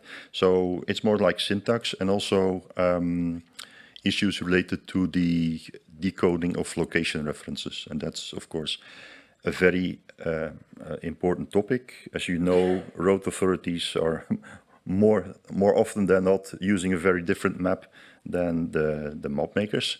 So if you want to transfer or cross-reference information from one map to another, you need to do that in a way using location referencing methods. And if you do the decoding on your new map, there's bound to be some fallout, and that can be communicated back to the road authorities, and the root cause for this mismatch can then be identified. Some scope elements. So as I already mentioned, we are looking at authoritative data. We are looking at changes of road attributes, and that's a big difference with the Spatial Data Infrastructure INSPIRE program and directive. We are looking at static layers, and so information to maintain a reference map databases. So there's the big difference with DATEX. Typically, authorities that publish TNITS data do that on a monthly to daily basis, so not faster. We are not in the domain of DATEX there. All sources today publish data under open data license. So that was also not very clear from the beginning, but it's like an outcome and a natural evolution of how authorities look at sharing information so that it benefits their citizens. The specification, the technical specification, combines standards from GIS and the ITS domain, and TNITS includes models from DATEX and ISO, especially the ones on traffic signs. On a very high level abstract dataset class, we have a road feature dataset, and we have a feedback dataset. I'm not going to go into the XML, GML description here, but feel free to reach out if you do want to look. I will give an example, I think, of the Belgium or the Flemish TNITS service. So focusing on the technical specification, and we have Knut here in the back, who has been instrumental in developing the technical specification, along with John and some other people here. The TNI, we have a road feature class that reflects the traffic regulations, although not very extensively, and there are gaps, but there are always very easy updates to be done as we use external code lists, so not external, but external code lists. The model for the conditions are the same as in DATEX, so we are missing a number of conditions like driver conditions and required permit. And recently we have Josef, who had looked at the two models and identified where the differences are. That's a very interesting study, and we like to take up that discussion more. It's very important input for. It was your colleague. Yeah, no. Can you remind me of the name of the colleague? Victoria. Thank you, Victoria. Thank you, Victoria. Well, credits to the right person. It's important. Also on the validity model, most classes are the same, and we also use this fuzzy period class. I think that was originally inherited from GDF. The vehicle characteristics model is the same, and on the location referencing, I will not go and elaborate too much on that, because many of you know that, and those who don't know might find it complex. So, again, on high level, for example, if we want to generate a data set that contains updates of speed limits, we will have a road feature type saying it's a speed limit. We have a road feature property type saying it's a maximum speed limit. We will have a value in there, and we have a unit of measure. So you see it in the blue, what we want to transfer, and in the red, we see where it fits or where it originates from in the data model. So the thing is, it's quite generic. It's not very, how should I say? In this case, it's not complex, and it's very small as footprint. No, it's not complete, but it's easier. So it's kind of the other way around. The beauty of well, part of the beauty of the data model is that it's also externally and extendable. So if, for example, we want to include these ISAT levels, this infrastructure support for automated driving levels, we can do it overnight, for example. We don't need to have a formal update of the technical specification for that.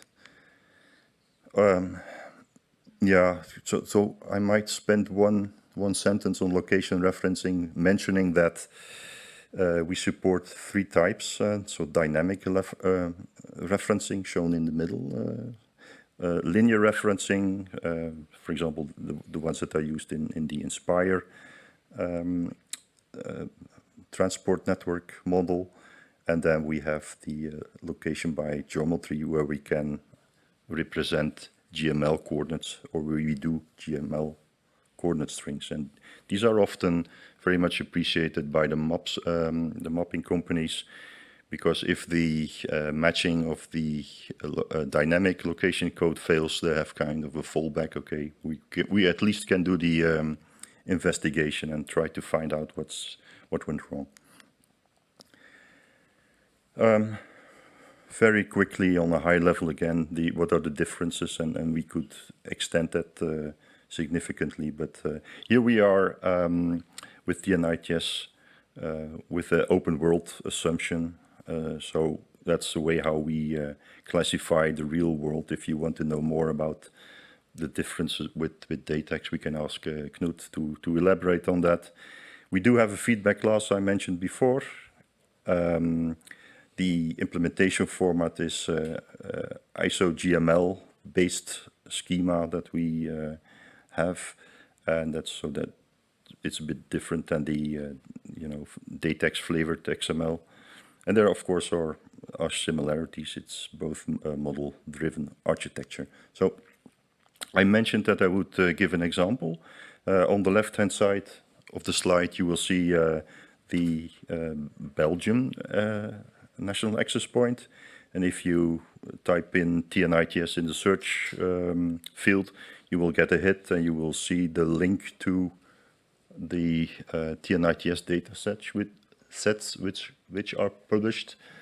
And if you then enter the data set, you will see that it's probably about, I can't read it myself, but it's probably about a speed limit update. I do see some coordinates, and typically it shows like a data set ID who is publishing the data.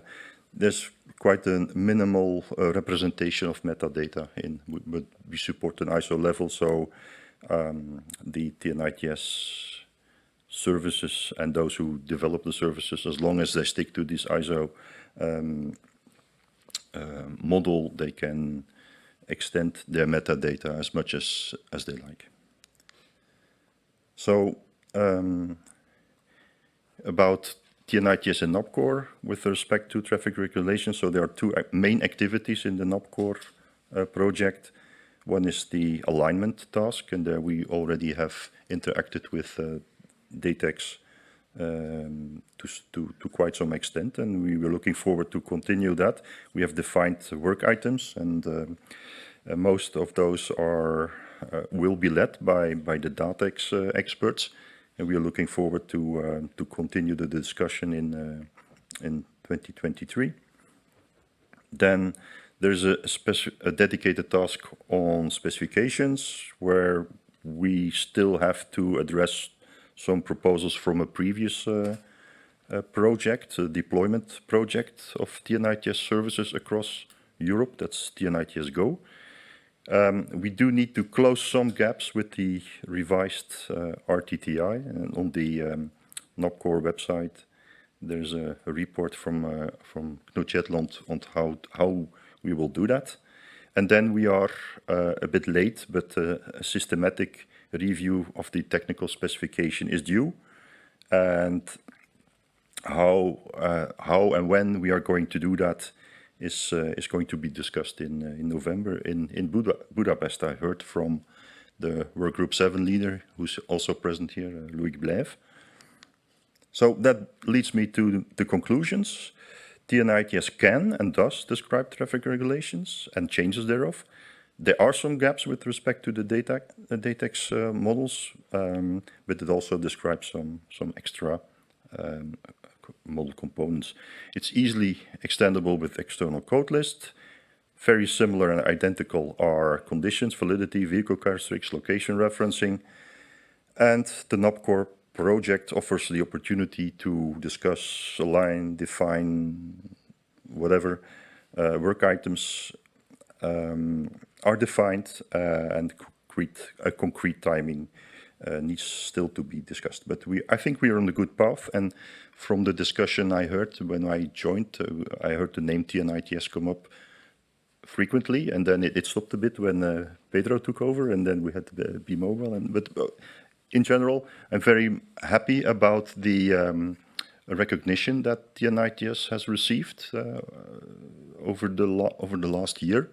It has received much more attention than the previous 10 years together, I think. So it's really, we have to thank the Commission that they put us on the forefront in NOPCOR and other, and it's getting traction. We are expanding the number of members as well, and we are also expanding the team. And like Ertico has allocated extra resources to work on TNITS and on the alignment and on the extension of the specification. So I'm really happy that's going in a good direction from our perspective.